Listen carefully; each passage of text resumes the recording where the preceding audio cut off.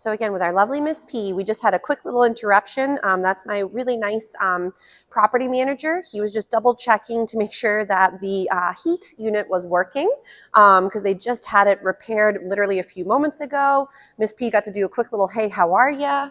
And now we're back into working a little bit with that mouthing behavior that you guys are having trouble with. So remember, I know I had mentioned assess her comfort range, assess the environment. Is it very stimulating? If so, she might need more assistance to be successful.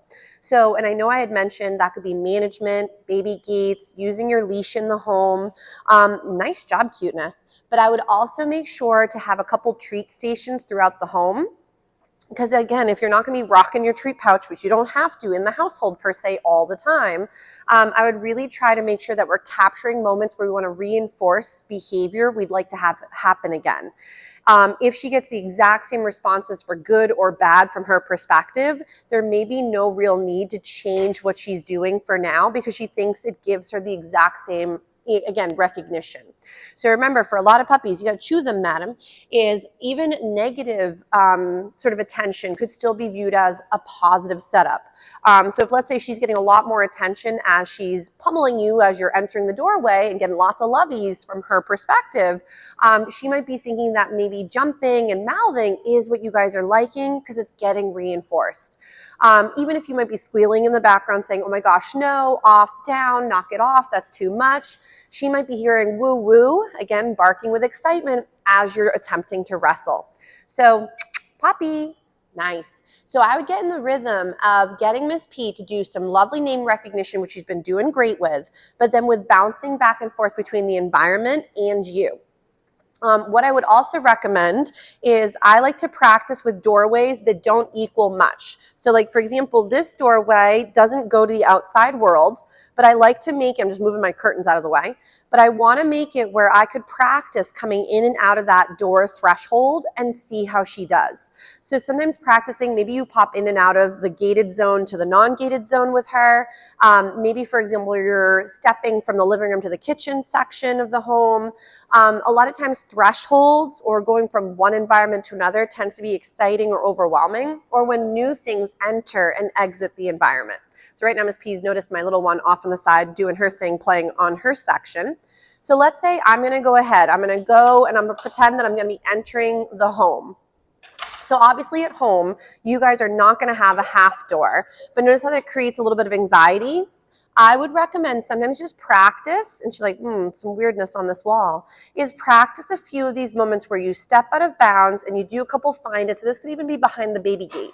If you don't have that type of configuration, don't worry. But what I'd recommend is practice being behind a buffer.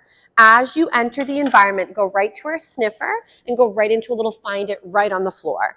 Then as she's finding it, you might again step out of range and do it several times. So the whole benefit of doing this over and over is that you're helping your puppy through the repetitions realize that you stepping in and out of the environment doesn't equal her getting flustered or bombarding you. So I'm going to again come in, do my little find it.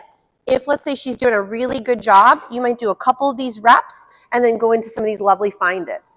If when you enter, she starts to get really excited, right into find its on the ground, could be one at a time, or it could be several to keep her occupied for a little bit longer. So again, notice how we're getting some mouthy.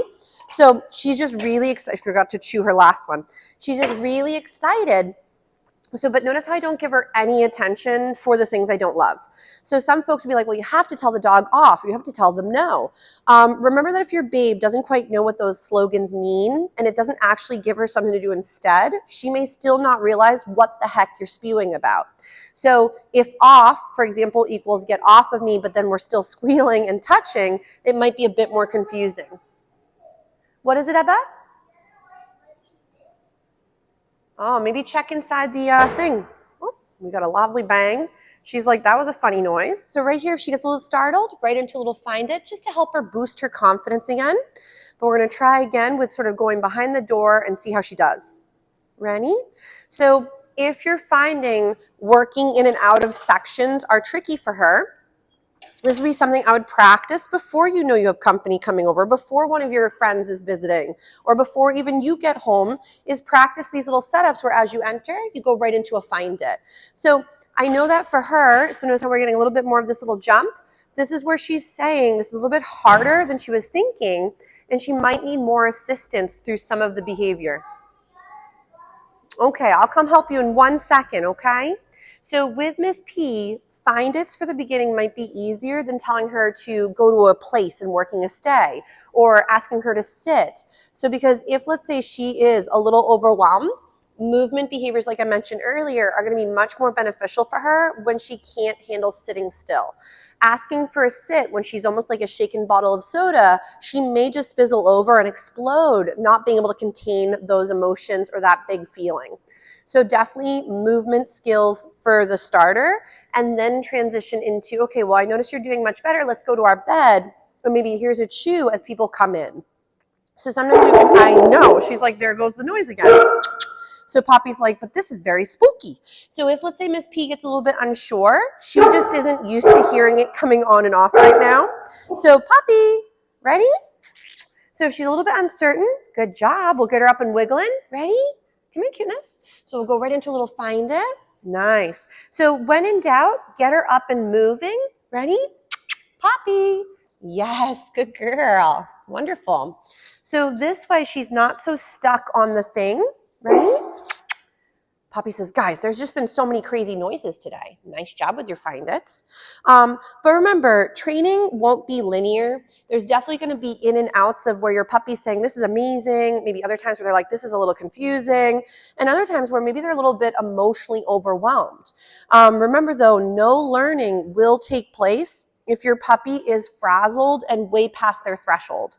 So if they're showing signs of anxiety, if they're showing signs of, feeling apprehension and therefore maybe even some reactivity, then your babe is not feeling comfortable enough to learn either new, harder, or brand new situations and skill sets. Nice job, Miss P. So we really want to work her. She was hoping I was throwing that one. Ready? Find it. You really want to work her under her threshold. If you're finding that you're tending to work her in the situation, she may not have enough of a foundation to rely on those learned skills from prior to bring them out into the new situation or the harder dynamic. So definitely think of working it before you need it, not when you need it. Nice job, madam. This is very good. So with the thresholds, like a bedroom, maybe a doorway, entrance sort of section, if the real doorway is very hard for her, don't start there because we don't want her to be rushing through the door and then it could be a safety situation. So practicing with doorways that are not an exit are really a great way to start it off. And then you don't have that anticipation of rushing outside, which may have been already reinforced for maybe years or months, depending